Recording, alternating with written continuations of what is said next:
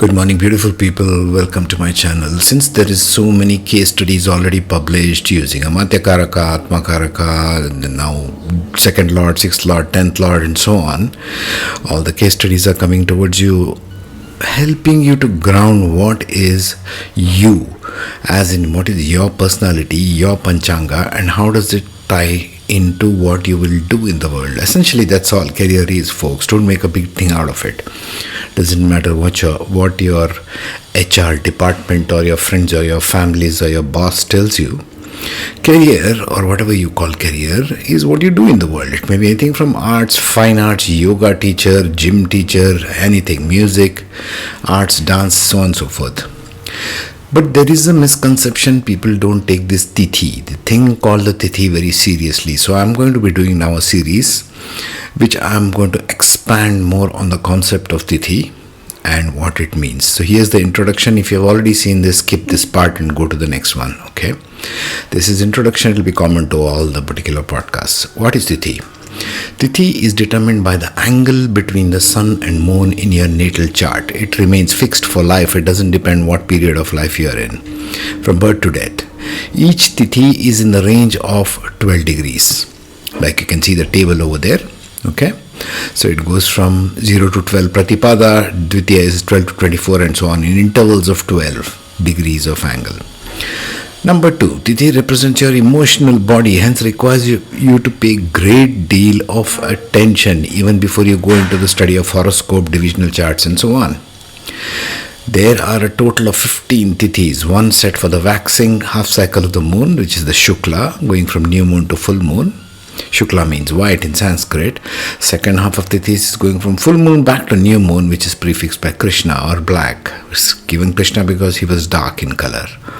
All remedies, quote unquote, which are done within Vedic astrology are done for Tithis, not Karana, Yoga, etc. Keep this in mind. Now, within each Tithi, what shall I cover?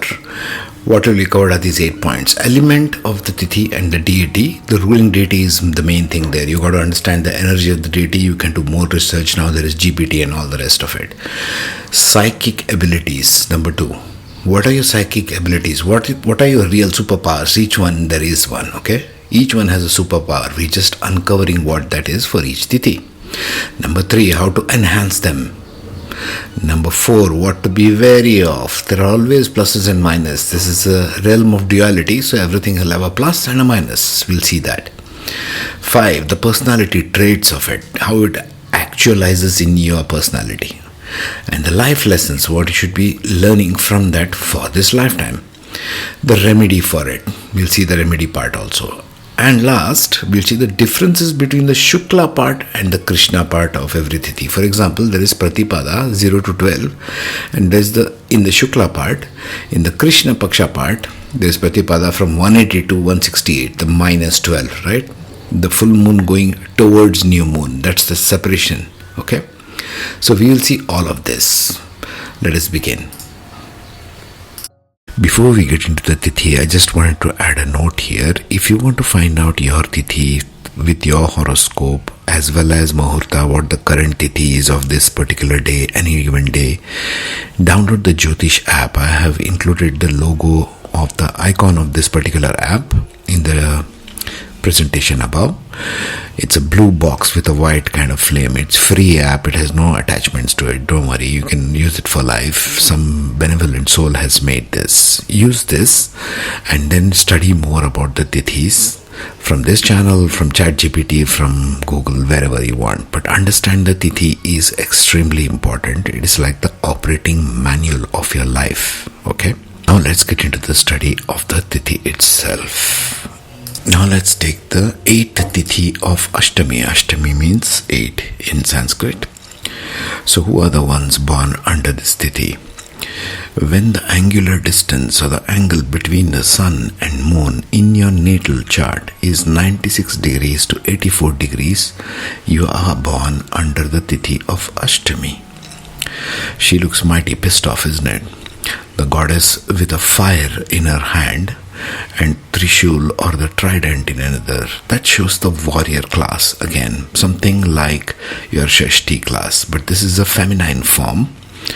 Everything in Vedic signature has got a connotation, a meaning, a depth to it. You got to analyze beyond the representation itself. But representation is very crucial to understand.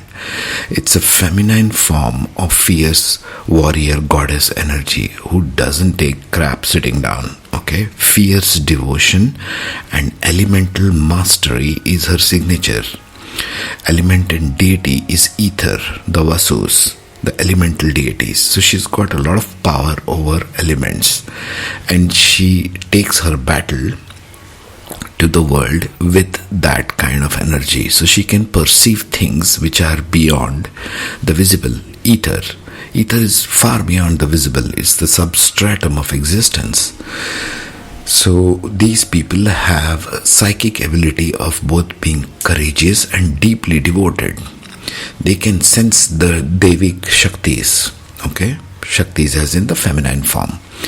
They possess harmony with nature's elements, fire, wind, earth, water, etc. They can instinctively work with natural forces. They carry a psychic siddhi of integrity and protection. She's the feminine form. She always protects the weak. Okay? Just because she is looking mighty pissed off doesn't mean she's going to harm you. If you have come across this video and if you are seeing this, then you know that you are on the right path. They are often having integrity and protection. The mother goddess, the Kali, the Durga. They protect the weak and they can vanquish the male pompous ego very fast. The energy that comes with an egotistical approach. They often act as moral warriors for truth and dharma. Their lives test them with battles, but each trial forges their elemental mastery stronger. Think Scorpio, because again Scorpio energies are something similar. Number 8, 8th Tithi, Scorpio. Try to develop an analogy. How to enhance this Tithi? Devotional practices to Goddess Durga. There you go. Worship of the Vasus. Connecting with natural elements, ritual baths, fire ceremonies, sky gazing. You have to tune in basically, essentially to the elementals. All these things are what? Ritual baths are tuning into the water. Go take a bath in the river or in the sea, natural places. I'm not talking about swimming pools here. Or carry out some homa. They'll be doing very well with carrying out homa. Tune into the fire element. Tune into the sky element. Doing just sky gazing, nothing else. This will heighten their attunement to elemental power. What to be wary of? Their intensity may lead to rigidity or fanaticism. This they should be careful of. They must balance fierceness with compassion in order to avoid burnout. Simple. If you're all the time encouraging too much internal fire, the world cannot match you because there is earth and there are other elements. Ashtami, more than any other Tithi, must understand this. It cannot be always fire and carrying out destruction of different things just because you seem to be pissed off. There seems to be a need for balance. And as personality, they are balanced, but it appears as very sarcastic. Ashtami-born individuals are diplomatic by default and excellent negotiators. They tend to experience life in extremes, very wealthy or very poor. These individuals are good in married life even if they have extramarital affairs that can cause some temporary disruption. Life lesson: balancing extremes in life and relationships. Remedy for them is addressing issues in the house governed by the sun. Wherever sun is placed, if you're born on an Ashtami Tithi, check the house and the position of the sun where it is sitting. Which house, which nakshatra, which sign and so on. And you must perform remedies for that house. Okay, there's a tip. Now let me read something from my notes. Ashtami people, very balanced Tithis, not good for taking decisions, not good for working or meeting people. Their life lesson is to balance between two extremes. Sarcasm is their quality. Smiling with sarcasm, for example. These people never back down. They are extremely diplomatic, like hostage negotiators kind of thing. Married life is always good, even though they have extramarital affairs, marriage will be disturbed.